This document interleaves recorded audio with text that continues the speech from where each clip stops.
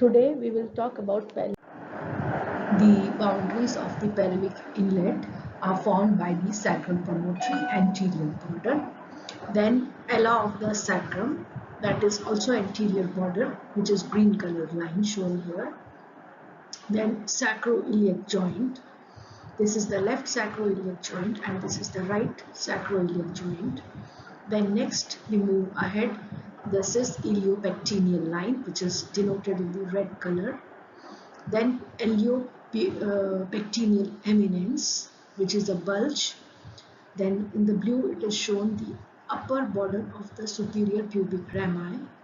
Then comes the pubic tubercle, pubic crest, and the upper border of the pubic symphysis. Likewise on the opposite side. Then coming to the diameters of the pelvic inlet. On the inlet, there are three anteroposterior diameters. Number one is true conjugate, second is obstetric conjugate, and the third one is diagonal conjugate. The true conjugate is 11 centimeter. It is from the midpoint of the anterior border of the sacral promontory to the upper border of the midpoint of pubic symphysis.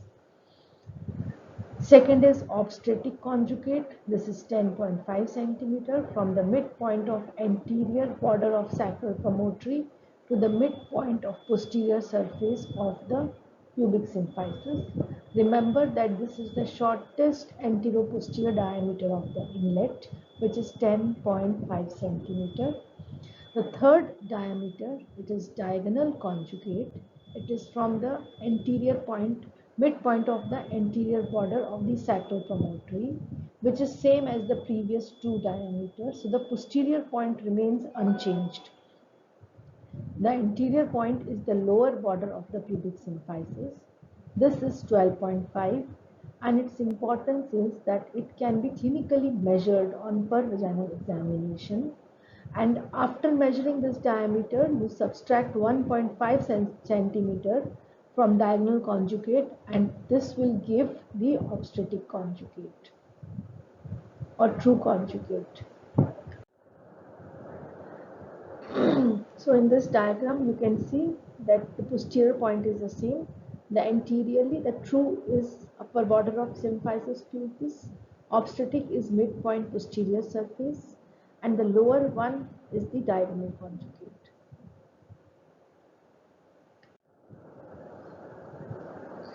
The transverse diameter of the pelvic inlet, it is the two farthest point on the iliopectineal line. It is measures as 13 centimeter.